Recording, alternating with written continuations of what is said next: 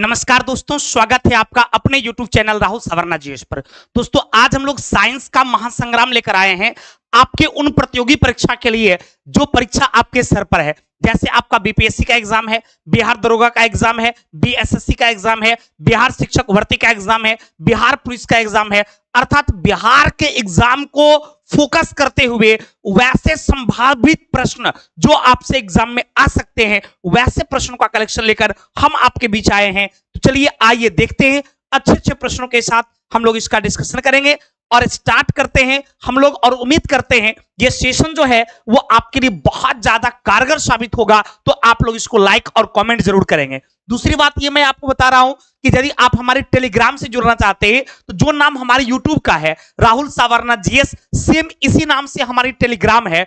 जिस टेलीग्राम पे आपको क्या होगा, यदि आप उस टेलीग्राम को ज्वाइन करते हैं तो आपका history, polity, geography, economics, current affairs, Bihar special, इन सारे टॉपिक का important questions, one liners, quiz class, test, ये सारा जो है हम फ्री ऑफ कॉस्ट जो है हम अपने टेलीग्राम पे आपको देने जा रहे हैं। तो उम्मीद करते हैं कि आप लोग को वो सेशन बहुत फायदा करेगा, इसलिए Rahul Savarna GS Telegram channel को भी आप ज्वाइन कर लेंगे ताकि ये सारी चीजें, कंटेंट जो है फ्री में आपको वहां मिलता रहेगा, जिस पर आप अच्छी तरीके से इन सारी चीजों को रिवीजन करते रहेंगे। तो चलिए आइए मेरे दोस्त, जितने भी लोग जुड़ चुके हैं सभी लोगों को मेरा नमस्कार है। चलिए जल्दी जल्दी आप लोग लाइक और शेयर करते जाएंगे। चलिए मेरे दोस्त, पहला सवाल कहता है, गौर से समझिएगा बाबू। पेन कहां है?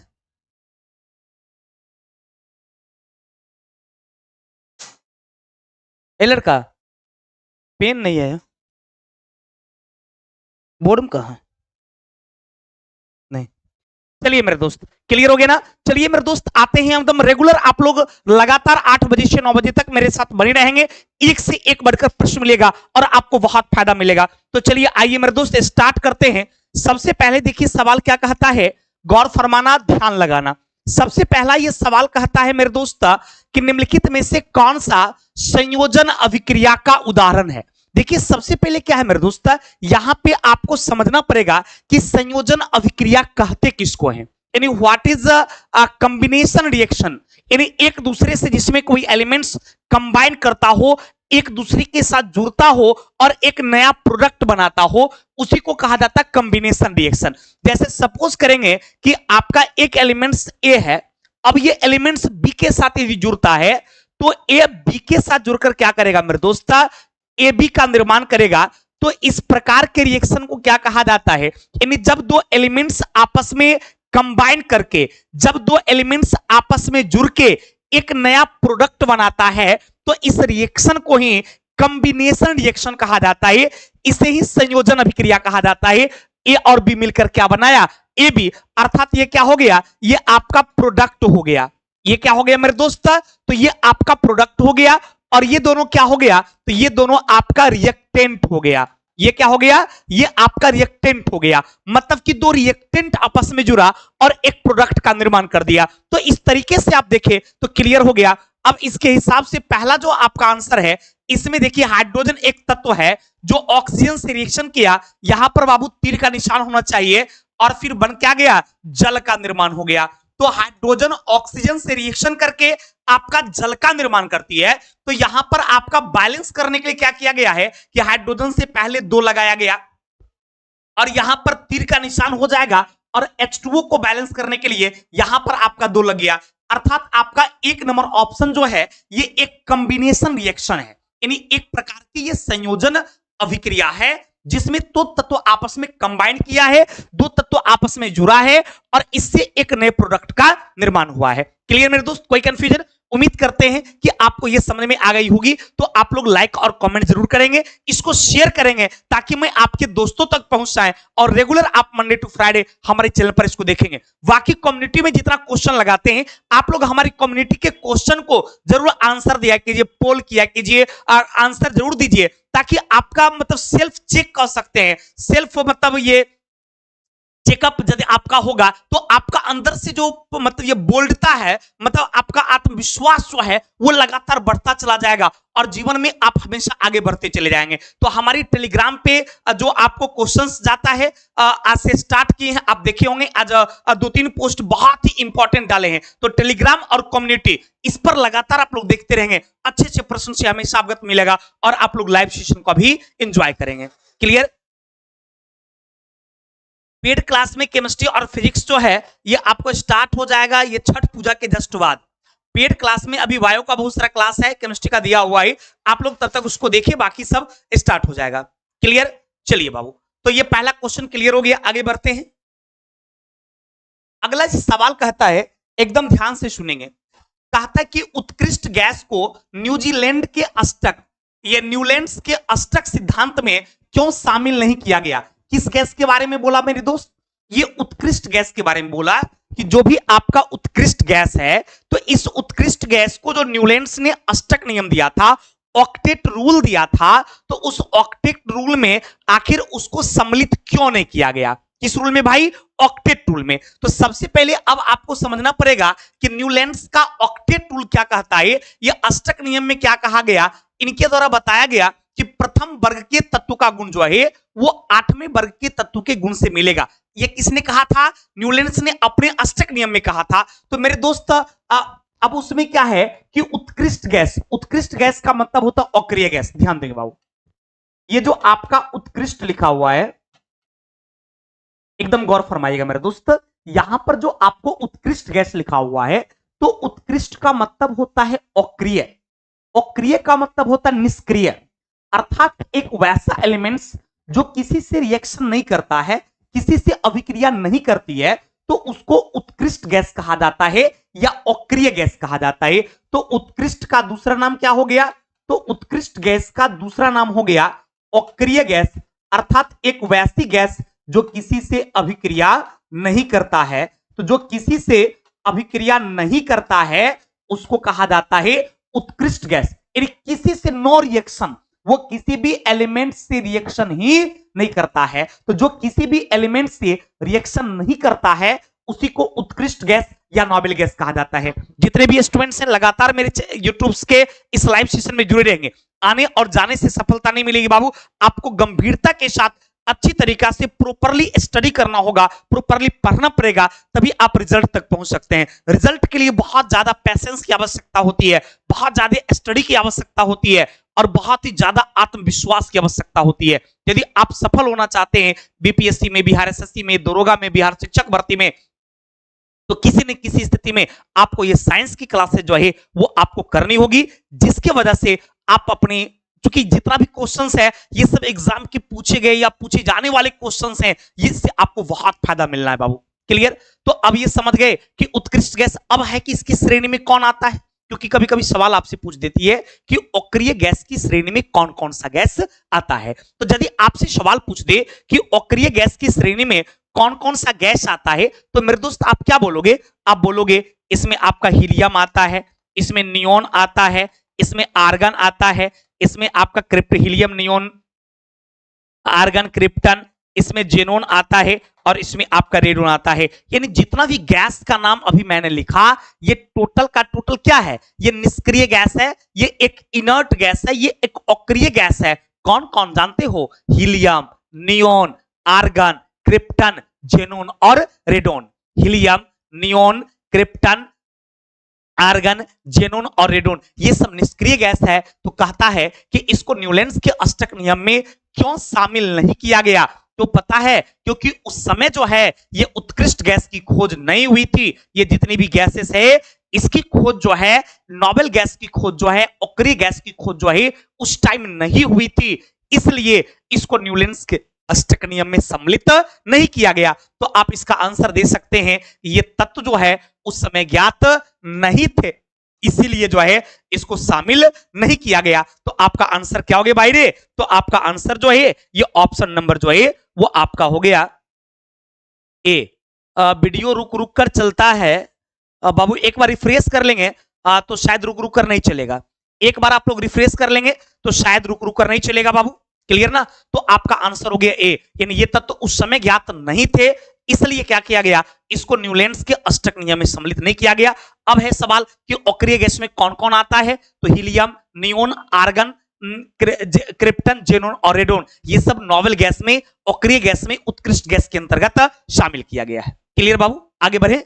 चलिए अगला सवाल कहता है कि रासायनिक ऊर्जा को विद्युत ऊर्जा में परिवर्तित करने वाले उपकरण को क्या कहा जाता है, यानी जो केमिकल एनर्जी को इलेक्ट्रिकल एनर्जी में कन्वर्ट करता है, यानी रासायनिक ऊर्जा को विद्युत ऊर्जा में बदलता है, ऐसे डिवाइस कौन सा है, तो इसको कहा जाता है वोल्टेज सेल। यानी ये सेल क्या करता है, ये एक प्रकार का क्या है, केमिकल एनर्जी रहता है इसमें स्टोर, और वो केमिकल एनर्जी को क्या करता है, ये इलेक्ट्रिकल एनर्जी में अर्थात विद्युत ऊर्जा में क्या करता है, वो कन्वर्ट करने का काम करता है, बदलने का काम करता है। तो आपका आंसर जो है ये ऑप्शन नंबर डी हो जाएगा, अर्थात आंसर आपका वोल्टेज सेल हो जाएगा, यानी वोल्टेज सेल ये काम करता है। रेसिस्टेंस के बारे में आपको पता है कि प्रतिरोध क्या करता है, ये विद्युत धारा को प्रवाहित होने से रोकता है, अर्थात विद्युत धारा के प्रवाह के मार्ग में जो बाधा उत्पन्न होती है, जो रुकावट उत्पन्न होती है, उसी को रेसिस्टेंस अर्थात प्रतिरोध कहा जाता है। और ये वोल्ट मीटर क्या है, ये आपको वोल्टता को मापने के लिए, यानी पोटेंशियल को मापने के लिए वोल्ट मीटर यूज किया जाता है। कभी कभी क्वेश्चन पूछता है कि विद्युत विभव को मापने के लिए किसका यूज किया जाता है, तो आपको इलेक्ट्रिक पोटेंशियल जो है, आपका विद्युत विभव जो है, इलेक्ट्रिक पोटेंशियल जो है, उस इलेक्ट्रिक पोटेंशियल को मापने के लिए जिसका यूज किया जाता है वो आपका वोल्ट मीटर होता है। किसका यूज किया जाता है बाबू रे, तो आपका वोल्ट मीटर का यूज जो है इलेक्ट्रिक पोटेंशियल को मापने के लिए किया जाता है। तो आपका ये क्वेश्चन के हिसाब से आंसर आपका डी हो गया। अमीटर क्या है, इससे विद्युत धारा को मापा जाता है। क्वेश्चन पूछेगा कि विद्युत धारा का एसआई मात्रक क्या होता है, तो आपका ये अमीटर, ये एम्पियर होता है, और इसको मापा किससे जाता है, अमीटर से। रेसिस्टेंस आपका जो है इसका एसआई मात्रक क्या होता है, तो इसका एसआई मात्रक ओम। आपने कम्युनिटी का क्वेश्चन देखिएगा, शायद कल या परसों कम्युनिटी में क्वेश्चन पूछे थे कि प्रतिरोध का एसआई मात्रक क्या होता है। जानकर बहुत आश्चर्य लगेगा मेरे दोस्त कि 50% बच्चा जो है इतने आसान से सवाल का जवाब गलत दिए। कोई इसका आंसर ये कंडेला मार दिए, कोई इसका आंसर ये क्या बोलते हैं एम्पियर मार दिए, कोई इसका आंसर ये वोल्ट मार दिए, और कोई इसका आंसर जो है ओम मार दिए। तो आप याद रखेंगे मेरे दोस्त कि आपका रेसिस्टेंस जो है, आपका प्रतिरोध जो है, इस प्रतिरोध का एसआई मात्रक जो है वो आपका ओम होता है। कोई भी रेसिस्टेंस जो है, प्रतिरोध जो है, इसका एसआई मात्रक क्या होता है मेरे दोस्त, रेसिस्टेंस का एसआई मात्रक जो है ओम। ये कम्युनिटी का क्वेश्चन, इसलिए मैं आपको बोलता हूं कि कम्युनिटी में मैं क्वेश्चन जो डालता हूं उसको आप लोग पोल जरूर कीजिए। आप जानते हैं फिर भी आंसर मारकर तो देखिए क्या आपका सही होता है या गलत। यदि सही हो जाएगा तो आपका आत्मविश्वास बढ़ेगा। इसलिए हमारी कम्युनिटी के क्वेश्चंस को आप लोग जरूर बनाइए, और टेलीग्राम पे जितना भी सेशन हम डालते हैं, आपका वन लाइनर हो, चाहे ऑब्जेक्टिव हो, सेट हो, वो सब क्विज क्लास हो, ये सबको लगातार रिवीजन कीजिए। इसके लिए राहुल सावरना जीएस के नाम से जो हमारी टेलीग्राम चैनल है उसको आप लोग ज्वाइन कर लीजिएगा। क्लियर, तो आपका यहां से क्लियर हो गया कि रेसिस्टेंस जो है इसका एसआई मात्रक जो है वो आपका ओम होता है। क्लियर बाबू, आगे बढ़े।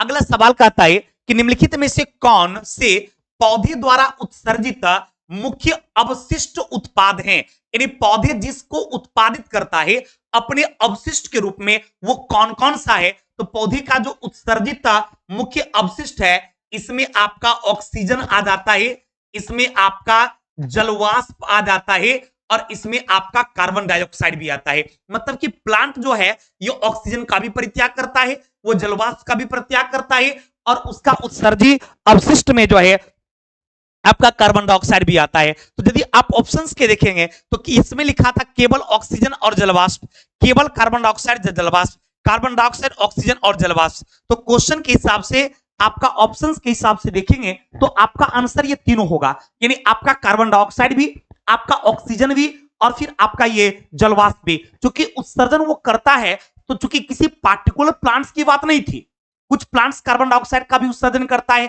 और मैक्सिमम प्लांट्स में आप देखेंगे कि वो ऑक्सीजन का उत्सर्जन करता है, वो जलवाष्प का उत्सर्जन करता है। तो ऑप्शंस के हिसाब से यदि आप देखेंगे तो आपका आंसर क्या होगा मेरे दोस्त, तो आपका आंसर ये सी हो जाएगा। क्लियर बाबू, एकदम इसी तरह के एक एक वैसा प्रश्न जो आपसे एग्जाम में पूछा जा सकता है, इसलिए हमारे सेशन में आप कंटिन्यू बने रहेंगे लास्ट क्वेश्चन तक। आप मेरे साथ रहिए, यकीन कीजिए कि दुनिया की कोई ताकत आपके रिजल्ट को मेरे दोस्त रोक नहीं पाएगी। एकदम लगातार आप लोग लगे रहे। अच्छा लगे तो लाइक और कमेंट जरूर कीजिए और वीडियोज को शेयर कीजिए। क्लियर ना? चलिए अगला क्वेश्चन कहता है, ध्यान से सुनेंगे कि एक छात्र ने जिंक और सल्फ्यूरिक अम्ल की रिएक्शन करवा दिया। किसका किसका करवा रहे भाई? एक स्टूडेंट्स जो है वो क्या किया, जस्ता लिया। एकदम ध्यान से क्वेश्चन को समझिएगा। एक स्टूडेंट्स क्या किया कि जस्ता को सल्फ्यूरिक एसिड के साथ रिएक्शन करवाया, अर्थात H2SO4 जो है सल्फ्यूरिक एसिड जिसको आप कहते हैं, तो जस्ता का रिएक्शन वो जो है वो H2SO4 के साथ करवाया, यानी सल्फ्यूरिक अम्ल के साथ करवाया। तो कहता है कि जिससे एक गैस के बाद जिंक सल्फेट बनता है और बनने वाली गैस का नाम बताइए। मतलब जिंक सल्फेट का निर्माण होता है और वो कौन सी गैस बाहर निकलती है। रिएक्शन किसका था, गौर से देखिएगा। जस्ता का रिएक्शन किससे किया गया? सल्फ्यूरिक एसिड के साथ, अर्थात H2SO4 के साथ किया गया। तो गौर फरमाइएगा, यदि आप जस्ता की रिएक्शन यदि H2SO4 से करते हैं तो एकदम बारीकी से क्वेश्चन को समझिएगा और इसको नोट कर लीजिएगा, क्योंकि ये बार बार क्वेश्चन पूछा जाता है कि जब जस्ता की अभिक्रिया या किसी भी धातु की अभिक्रिया यदि किसी एसिड के साथ करवाई जाए तो कौन सी गैस निकलती है। यहां पर दो तरह के सवाल होते हैं। एक सवाल तो डायरेक्ट ये होगा कि किसी धातु की अभिक्रिया यदि आप एसिड के साथ करवाते हैं तो कौन सी गैस निकलती है, और दूसरा सवाल होता है डायरेक्ट आपसे पूछा कि जस्ता की अभिक्रिया यदि सल्फ्यूरिक एसिड के साथ करवा देंगे तो आपका कौन सा गैस निकलेगा। एकदम गौर फरमाना बाबू। तो यदि आप जस्ता की रिएक्शन H2SO4 से करते हैं तो इससे ZnSO4 यानी जिंक सल्फेट का निर्माण होता है, और जिंक सल्फेट के निर्माण के साथ साथ आपका जो है हाइड्रोजन गैस जो है यहां पर क्या हो जाती है, तो हाइड्रोजन गैस जो है यहां पर मुक्त हो जाती है। एकदम गौर से देखेंगे, जस्ता की अभिक्रिया यदि आप सल्फ्यूरिक अम्ल के साथ करवाते हैं तो जिंक सल्फेट का निर्माण करती है, और कौन सा गैस निकलता है भाई, तो हाइड्रोजन गैस निकलती है। सवाल आपसे क्या पूछा था कि कौन सी गैस निकलेगी, तो आप आंसर क्या दोगे, यहां पे हाइड्रोजन गैस निकलेगी। है किसी ऑप्शन में क्या भाई, तो ऑप्शन नंबर ए में है। तो आपका आंसर मेरे दोस्त क्या हो गया, ऑप्शन नंबर ए। यदि जस्ता की अभिक्रिया सल्फ्यूरिक एसिड के साथ करवाते हैं, जस्ता की अभिक्रिया सल्फ्यूरिक एसिड के साथ करवाते हैं तो जिंक सल्फेट का निर्माण होता है, और फिर आपका जो है ये हाइड्रोजन गैस यहां से क्या हो जाती है, फिर आपका हाइड्रोजन गैस जो है वो यहां से मुक्त हो जाती है। कौन सा गैस भाई, तो हाइड्रोजन गैस मुक्त हो जाती है। पक्का ना? अब कभी कभी भरवली आप देखेंगे सवाल आपसे पूछता है कि जब किसी धातु की अभिक्रिया किसी एसिड के साथ करवाई जाती है, एकदम गौर से सुनिएगा, जब किसी धातु की अभिक्रिया किसी अम्ल के साथ करवाई जाती है तो कौन सा गैस मुक्त होता है, तो धातु की अभिक्रिया यदि आप अम्ल से करते हैं तो हाइड्रोजन गैस मुक्त होती है। डायरेक्ट एग्जाम का ये सवाल है मेरे दोस्त, इसलिए ध्यान रखेंगे। जब किसी धातु की अभिक्रिया जो है किसी अम्ल के साथ करवाते हैं तो वहां पर हाइड्रोजन गैस मुक्त होती है। कौन सा गैस भाई, तो हाइड्रोजन गैस मुक्त होती है। पक्का ना? अगला सवाल को गौर से देखिएगा। देखिए यहां पर एक स्ट्रक्चर बना हुआ है। इस तरह के सवाल अभी ट्रेंड में है कि कोई स्ट्रक्चर बना रहेगा, उसमें संकेत में ABCD वगैरह लिखा हुआ रहता है, और आपसे वो सवाल करता है ये कौन सा पार्ट्स किस चीज को सिंबॉलिक तौर पर रिप्रेजेंट करता है। क्लियर? तो कहता है कि मानव शुक्राणु का कौन सा भाग, ये जो स्ट्रक्चर आप देखते हैं ये स्पर्म का स्ट्रक्चर है। स्पर्म को हिंदी में कहा जाता है शुक्राणु। स्पर्म को हिंदी में क्या कहा जाता है भाई, तो स्पर्म को हिंदी में शुक्राणु कहा जाता है। तो कहता कि मानव का शुक्राणु का कौन सा भाग जायगोट के लिंग निर्धारण के लिए उत्तरदायी होता है। कहता है इस शुक्राणु का जो 3 पार्ट्स है इसमें आपका सेक्सुअल रिप्रेजेंटेशन के लिए यानी लिंग निर्धारण करने के लिए ABCD में से कौन जिम्मेवार है, इसके बारे में ये सवाल पूछता। तो ध्यान रखेंगे स्पर्म के लिए पूछा कि कौन सा पार्ट्स जो है वो लिंग का निर्धारण करता है, तो आप आंसर क्या दोगे, पता ए, यानी आपका ये पार्ट्स जो है इसी के माध्यम से आपका सेक्स रिप्रेजेंट होता है, यानी कोई मेल होगा या फीमेल होगा उसके लिए उसका ये पार्ट्स जिम्मेवार होता है। तो आंसर क्या हो जाएगा, केवल भाग ए जो है आपके सेक्सुअल रिप्रेजेंटेशन के लिए, आपका लैंगिक निर्धारण के लिए जिम्मेवार है। कौन सा भाई, तो आपका पार्ट ए, इसमें से आपका ऑप्शन नंबर ए आंसर हो गया। कोई कंफ्यूजन? अगला सवाल कहता है कि सैटेलाइट से ली गई तस्वीरों में आसमान में अंधेरा नजर आता है, ऐसा क्यों होता है। यानी कहता है कि सैटेलाइट से जब कोई इमेज आप लेते हैं, सैटेलाइट से जब कोई प्रतिबिंब फोटो खींची जाती है, तो कहता है कि उसमें आपका आसमान जो है ये अंधेरा नजर आता है, मतलब उसमें आपका आसमान जो है वो ब्लैक नजर आता है। ऐसा क्यों होता है पता है? क्योंकि ऐसा इसलिए होता है क्योंकि प्रकीर्णन जो है वहां पर नहीं होता है। नहीं, जब सैटेलाइट से तस्वीर ली जाती है तो वहां पर स्कैटरिंग जो है, प्रकीर्णन जो है वो नहीं हो पाती है, और प्रकीर्णन नहीं होने की वजह से ही जो है आपको आसमान कैसा दिखता है, तो आपको काला दिखता है। कभी कभी सवाल आपसे इस तरह का भी पूछ देता है, यदि पृथ्वी से वायु को हटा दी जाए, आप जहां निवास करते हैं इस अर्थ सरफेस से, पृथ्वी से यदि वायु को हटा दिया जाए और तब जाकर यदि आकाश को आप देखेंगे तो आपको आकाश कैसा दिखेगा, अर्थात आसमान आपको कैसा दिखाई पड़ेगा? तो पता है मेरे दोस्त आंसर क्या होगा? काला दिखाई पड़ेगा। क्यों पता है? क्योंकि आपका जो ये वायुमंडल है ये स्कैटरिंग करवाता, प्रकीर्णन करवाता है, इसलिए आपको वो नीला दिखती है। यदि प्रकीर्णन ही नहीं होगा, अर्थात यहां से एयर को हटा लेंगे, वायु को हटा लेंगे, तो पता है वह कैसा दिखेगा? वो आपको काला दिखाई देगा। और ये सवाल कई बार आपसे एग्जाम में क्वेश्चन पूछा गया है, मतलब हजारों बार ये पूछा गया क्वेश्चन है, यदि पृथ्वी से वायुमंडल को हटा लिया जाए तो बताइए आकाश का रंग कैसा दिखाई देगा? तो आप आंसर क्या दोगे? यदि पृथ्वी से वायुमंडल को हटा लिया जाए तो आकाश का रंग नीला दिखाई देगा। कैसा देगा भाई? तो आकाश का रंग जो है वो आपको नीला दिखाई देगा। क्लियर? कोई कंफ्यूजन? आगे बढ़े बाबू, चलिए गॉड, बहुत अच्छी बात है, बहुत सारे बच्चों ने इसका आंसर सही भी दे रहा है, option number C. Thank you very much, बहुत बहुत धन्यवाद आप लोगों को। एकदम इसी तरह से मेरे दोस्त लगातार इस लाइव सेशन में जुड़े रहेंगे। सर मेरा पास ठीक चल रहा है, चलिए बहुत अच्छी बात है, एकदम इसी तरह से लगातार आप लोग कंटिन्यू लाइव में बने रहेंगे, लाइक और कमेंट करते जाएंगे और वीडियोज को शेयर भी करते जाएंगे। अगला क्वेश्चन क्या कहता है मेरे दोस्त कि निम्नलिखित में से कौन सा पशुजनित नाइट्रोजनी अवशिष्ट उत्पाद नहीं है? यानी एनिमल के द्वारा, पशुजनित का मतलब होता है यानी जानवर के द्वारा नाइट्रोजनी अवशिष्ट का उत्पादन नहीं होता है, ऐसा निम्नलिखित में से कौन सा है? चलिए भाई, वीडियो तक कर रहा है सर, वीडियो मतलब रुक रहा है, नहीं ऐसा नहीं होगा, रिफ्रेश आप लोग करेंगे तो ऐसा दिक्कत नहीं होगा, एकदम गौर से समझने का प्रयास कीजिएगा। कहता है कि निम्नलिखित में से पशुजनित नाइट्रोजनी अवशिष्ट उत्पादन नहीं करता है, ऐसा आपका लैक्टिक एसिड हो जाएगा। यानी जो जानवर नाइट्रोजनी अवशिष्ट रूप उत्पादित नहीं करता है, क्योंकि आपको पता है अमोनिया का करता है, यूरिया का भी करता है, यूरिक एसिड का भी करता है, तो आंसर आपका क्या हो जाएगा? आपका आंसर लैक्टिक एसिड हो जाएगा। क्या हो जाएगा भाई? लैक्टिक अम्ल का नहीं करता है। क्लियर? पक्का ना? चलिए रंजन कुमार जी आंसर सी देते हैं, बिल्कुल सही है, क्योंकि हम लोगों की बॉडी में क्या होता है ना कि लैक्टिक एसिड का निर्माण करता है, अवशिष्ट के रूप में हम लैक्टिक एसिड को निकालते नहीं, वो हमारी बॉडी के अंदर जब ऑक्सीजन का अभाव हो जाता है तो वहां पर लैक्टिक एसिड का फॉर्मेशन होता है, और उस लैक्टिक एसिड के फॉर्मेशन से हमें उस पार्ट्स में जो है काफी पेन जो है, काफी दर्द का एहसास होता है। जैसे आपने कभी गौर किया, जैसे हम लोग दौड़ते हैं तो दौड़ते वक्त गौर कीजिएगा, आपका ये दोनों पार्ट्स जो है ये बहुत ज्यादा पेन करता है, फिर आपका पैर का ये वाला पार्ट जो है बहुत ज्यादा पेन करता है। क्यों पता है? क्योंकि आपकी मांसपेशियां जो है वहां पर ऑक्सीजन का अभाव हो जाता है, और जब आपकी मांसपेशियां के पास ऑक्सीजन का अभाव हो जाता है, ऑक्सीजन की कमी हो जाती है, तो आपका जो है यूरिया वो लैक्टिक एसिड में कन्वर्ट हो जाता है। वहां पर आपकी जो ऑक्सीजन के अभाव में वहां पर लैक्टिक एसिड बनता है, और वो लैक्टिक एसिड जो है वो दर्द का कारण बनता है। तो आपका आंसर क्या हो गया भाई? ऑप्शन नंबर सी हो गया। कोई कंफ्यूजन?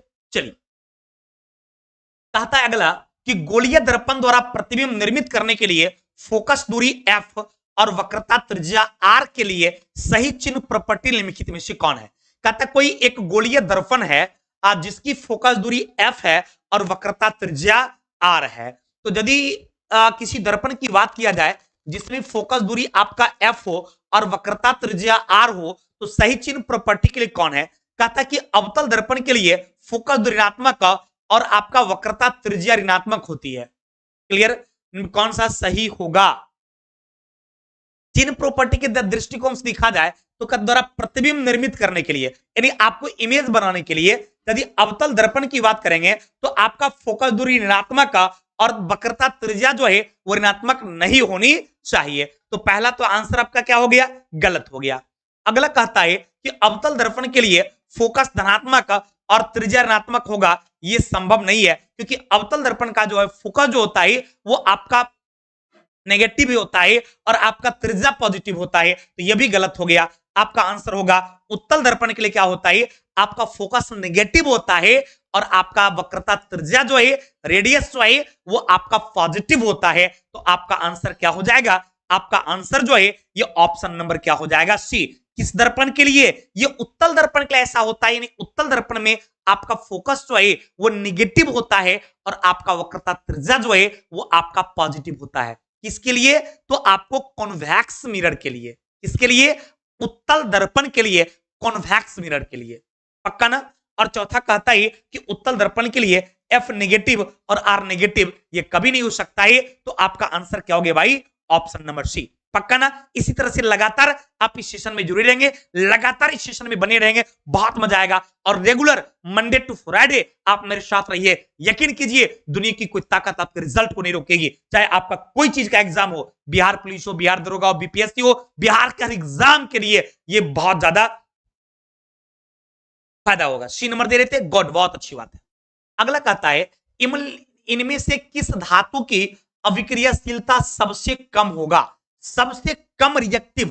अभिक्रियाशीलता का मतलब क्या, रिएक्टिविटी, रिएक्टिविटी, सबसे कम रिएक्टिविटी की बात है, सबसे कम अभिक्रियाशीलता की बात किया जाए, सबसे कम रिएक्टिविटी की बात किया जाए तो किसका होगा।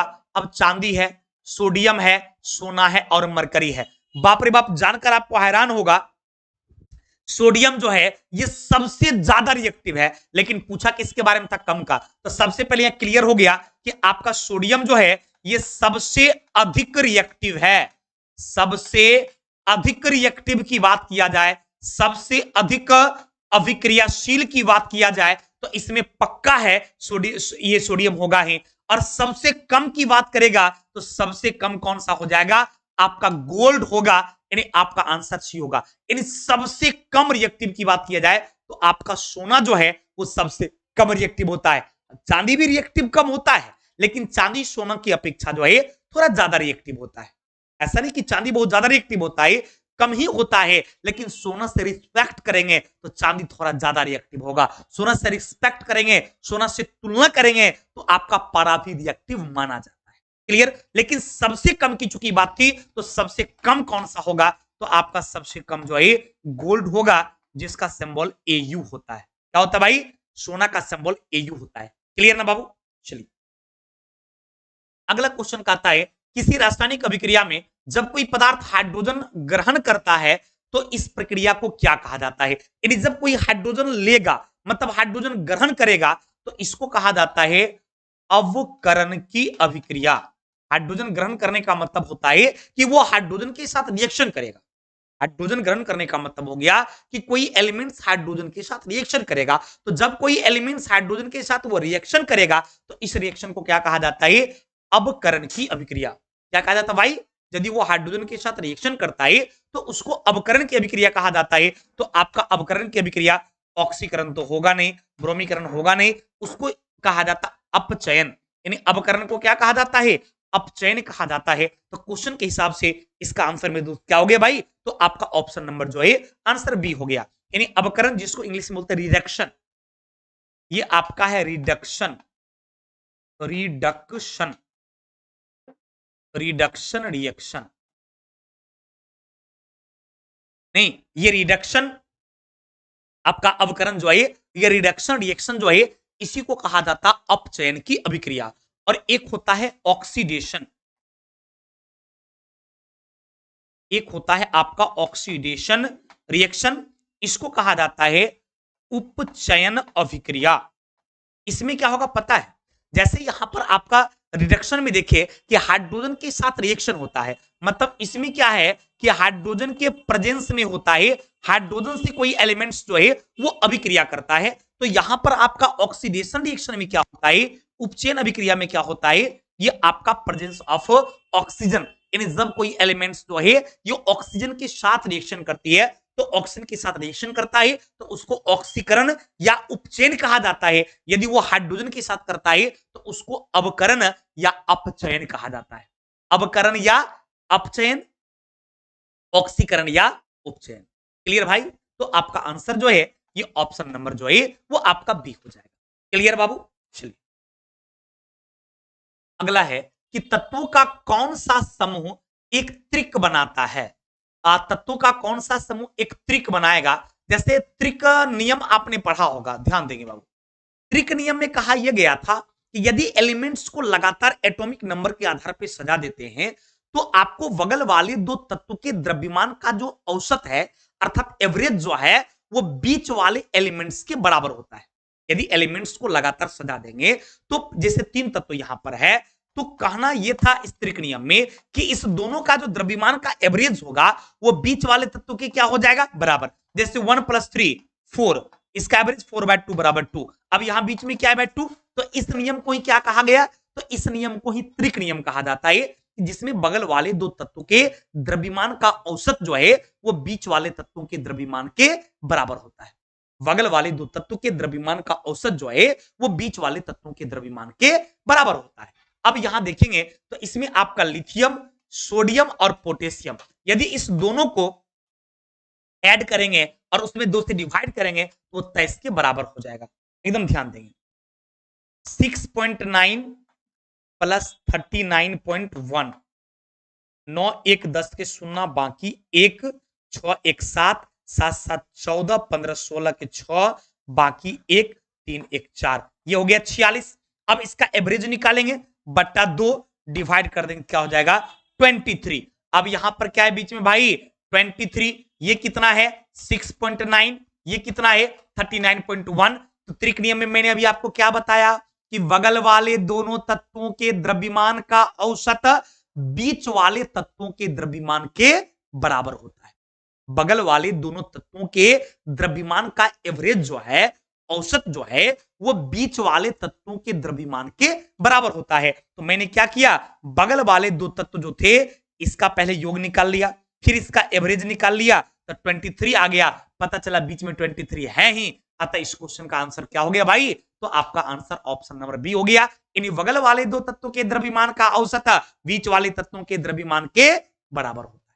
पक्का ना बाबू, कोई कंफ्यूजन, आगे बढ़े क्या। चलिए सुमित रंजन जी नमस्ते, गुरुजी नमस्कार।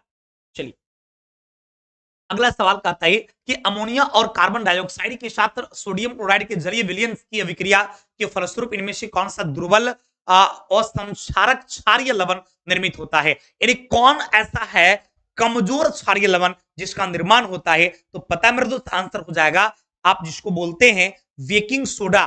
बेकिंग सोडा का मतलब, खुश रहो बाबू, बेकिंग सोडा का मतलब पता है क्या होता है, बेकिंग सोडा का मतलब होता है आपका जिसका यूज बेकरी उद्योग में होता है, अर्थात जिसका यूज जो है हम लोग ये केक बनाने में, डबल रोटी बनाने में करते हैं, उसी को कहा जाता है बेकिंग सोडा। तो आपका आंसर हो जाएगा बेकिंग सोडा, यानी ऑप्शन नंबर जो है ए, यानी बेकिंग सोडा जो है इसी में किया जाता है। पक्का ना। चलिए ये होगा गुड। अगला क्वेश्चन कहता है कि जब श्वेत प्रकाश की पतली किरणों को प्रिज्म से गुजारा जाता है तो प्रकाश क्या होता है, मतलब टिमटिमाएगा, परावर्तित होगा, अभिसरित होगा और वर्ण विक्षेपण होगा। मतलब श्वेत प्रकाश को कहां से गुजारना भाई, श्वेत प्रकाश को जो है प्रिज्म से गुजारना है। तो एक प्रिज्म सपोज कीजिए ये आपका प्रिज्म है, अब यदि इससे श्वेत प्रकाश को आप गुजारेंगे, इससे जब श्वेत प्रकाश को गुजारेंगे तो यहां क्या होता है आपका वर्ण विक्षेपण होता है, यहां पर स्पेक्ट्रम तैयार होता है, वर्ण विक्षेपण होता है। और ये वर्ण विक्षेपण होने के बाद क्या होता है, यहां पर जो है वो आपका सेवन कलर जो है वो तैयार होता है, यहां पर सातों रंग जो है वो तैयार होता है। और वो कौन सा रंग है पता है, वैजानी पिनाला, बैगनी, जामुनी, नीला, हरा, पीला, नारंगी और लाल, इतने कलर जो है वो यहां पर बनता है। इसको वर्ण विक्षेपण कहा जाता है। क्या कहा जाता है भाई, तो इसको वर्ण विक्षेपण के नाम से जाना जाता है। अर्थात आंसर क्या हो गया, वर्ण विक्षेपण हो जाता है। और वर्ण विक्षेपण के फलस्वरूप क्वेश्चन पूछेगा कि वर्ण विक्षेपण के फलस्वरूप जो है वो कितना कलर बनता है, तो यहां पर 7 कलर बनता है।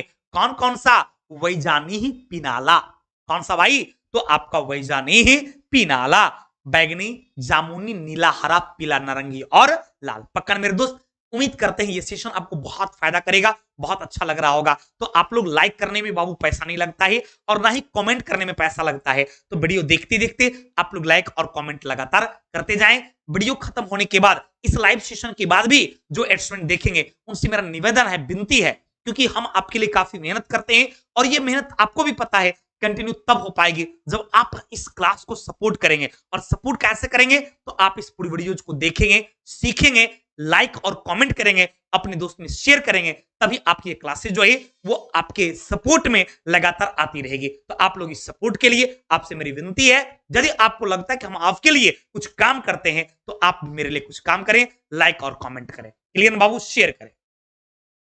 चलिए तो आंसर डी देते हैं। बिल्कुल आपका आंसर सही आ रहा है, आपका आंसर वर्ण विक्षेपण हो जाएगा। अगला कहता है निम्नलिखित में से किस आयनिक पदार्थ का क्वथनांक सर्वाधिक होगा?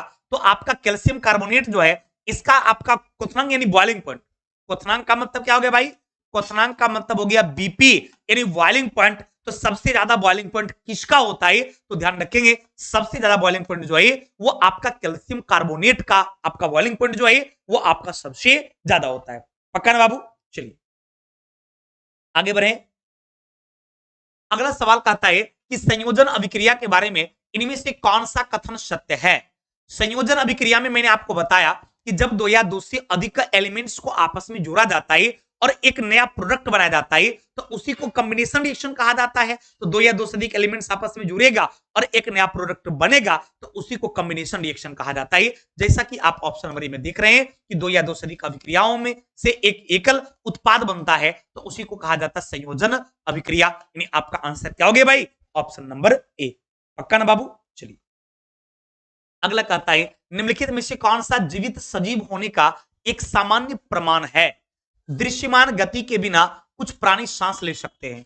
पौधे की दृश्यमान गति, हमारी आंख के सामने पौधों की दृश्यमान वृद्धि, किसी भी प्रकार की गति चाहे वृद्धि संबंधी हो या श्वसन संबंधी हो, तो आप बताएंगे किसको आप बोल सकते हैं कि वो सजीव है। एग्जैक्ट कैसे आप इस बात का जो है आकलन लगा पाएंगे? तो इसका आंसर आप लोग क्या देंगे? हम कमेंट देखना चाहेंगे आप तमाम लोगों का। रंजन कुमार इसका आंसर डी दे रहे हैं, बिल्कुल सही दे रहे हैं। किसी भी प्रकार की गति उसमें हो, चाहे वह वृद्धि संबंधी हो या फिर रिस्पायरेशन संबंधी हो, यदि उसमें ग्रोथ होता है या फिर उसमें रिस्पायरेशन होता है अर्थात उसमें श्वसन की प्रक्रियाएं होती है तो फिक्स है वो एक सजीव है। तो आपका आंसर जो है ये ऑप्शन नंबर डी हो जाएगा। ये जो भी स्टूडेंट्स थे रंजन कुमार जी या सुमित कुमार जी, इन लोगों का आंसर बिल्कुल सही था। आप लोग धन्यवाद के पात्र हैं, आपने बिल्कुल इसका आंसर सही दिया है।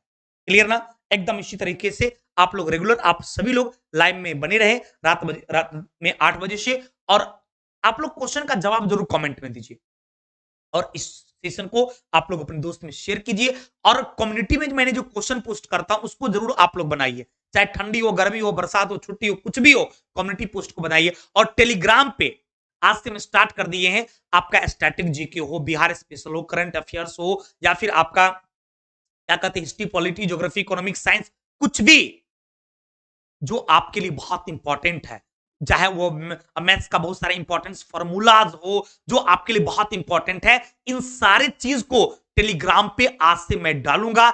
आप लोग टेलीग्राम पे यदि अपडेट रहते हैं तो ये सारी चीज मिलेगा, और हमारे इस टेलीग्राम को, हमारे इस यूट्यूब चैनल्स को आप अपने दोस्तों में भी शेयर करेंगे ताकि उसे भी अच्छी तरीका से प्रॉपरली ये सारा चीज मिल पाए।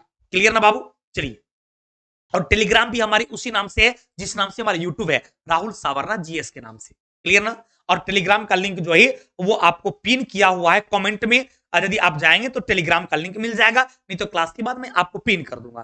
क्लियर? और सभी लोग टेलीग्राम को निश्चित रूप से आप लोग ज्वाइन करें, क्योंकि वहां पर क्वेश्चंस जो है रोटेशन में लगातार बढ़ेगा। बस 10 से 20 मिनट भी यदि आप देखते हैं तो बहुत सारे क्वेश्चंस का रिवीजन हो जाएगा। अगला, निम्नलिखित में से कौन सा जीवाश्म ईंधनों के जलने के कारण उत्पन्न परिणाम नहीं है? अब जीवाश्म ईंधन के जलने से कौन उत्पन्न परिणाम नहीं है? तो पहला कहता है नाइट्रोजन और सल्फर के ऑक्साइड का निर्माण, ये तो होता ही है। नहीं के बारे में पूछ रहा था।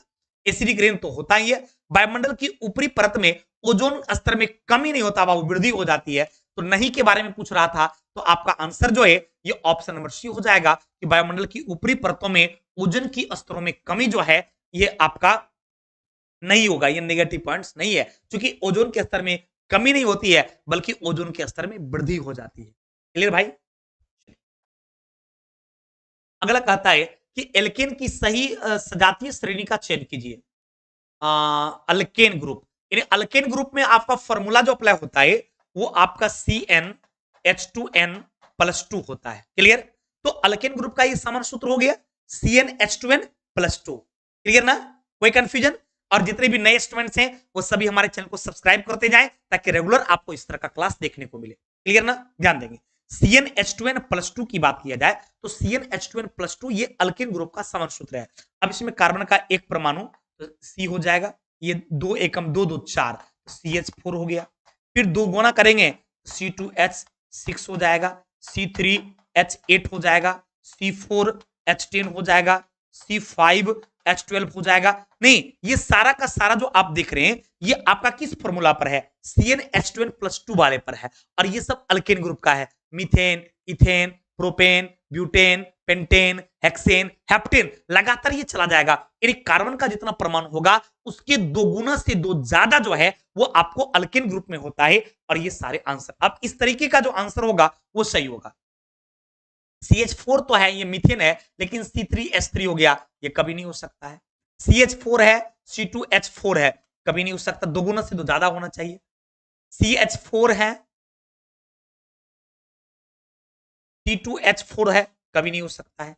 CH4 है, C2H6 है, C3H8, 3 दूना 6 2 8 बिल्कुल सही है, 4 दूना 8 2 10 ये बिल्कुल सही है। तो आपका आंसर क्या होगा भाई? आपका आंसर ये ऑप्शन नंबर डी होगा, क्योंकि इसमें कार्बन का जितना परमाणु होगा हाइड्रोजन का परमाणु उसके 2 गुना से 2 ज्यादा होगा। तो इस दृष्टिकोण से देखेंगे तो आपका आंसर ऑप्शन नंबर डी हो गया। पक्का बाबू, सीख गए ना? मैंने ये फॉर्मूला याद रखना है। अल्किन ग्रुप का फॉर्मूला होता है CnH2n+2, अल्किन का होता है CnH2n और अल्काइन ग्रुप का होता है CnH2n-2। क्लियर ना बाबू? चलिए अगला, निम्नलिखित में से कौन सा पादपों में तापमान नियमन के लिए नियमन करता है? मतलब टेम्परेचर को जो ये मेंटेन करने का काम करता है वो इनमें से कौन सा है? तो टेम्परेचर मेंटेन करने की बात करेंगे तो वो तो वाष्पोत्सर्जन के माध्यम से होगा। क्लियर ना? तो आपका आंसर हो जाएगा वाष्पोत्सर्जन, यानी आपको इवोपोरेशन जो है इसके माध्यम से होता है। और लास्ट है, अल्कीन का सामान्य सूत्र क्या होता है? तो CnH2n, अभी तुरंत मैंने बताया था। यदि अल्कीन की बात किया जाए तो अल्कीन का फॉर्मूला होता है CnH2n+2। यदि अल्कीन की बात किया जाए तो अल्कीन का फॉर्मूला होता है CnH2n। और ध्यान देना, अल्काइन की बात किया जाए तो अल्काइन का फॉर्मूला होता है CnH2n-2। ये फॉर्मूलाज हो गए, तो आपका आंसर क्या हो गया? Option number A. क्लियर? उम्मीद करते मेरे दोस्त ये सेशन जो आप देख रहे थे आपको बहुत ज्यादा फायदा किया होगा, बहुत ज्यादा इंपॉर्टेंट भी आपके लिए होगा। अच्छा लगे तो आप लोग चैनल को सब्सक्राइब कर लें, लाइक और शेयर करें ताकि आपके दोस्त भी जुड़ सके। और जो भी लाइव सेशन को नहीं देख पाते हैं वो प्रयास करें लाइव सेशन में आकर देखने का। और जो लोग बाद में देखते हैं वो निश्चित रूप से कमेंट करके बताएंगे कि इस तरह का सेशन आपके लिए कैसा लगा। अच्छा लगता है तो आप लोग कमेंट जरूर कीजिए, जो भी मन में आ जाए। थैंक यू वेरी मच, बहुत बहुत धन्यवाद।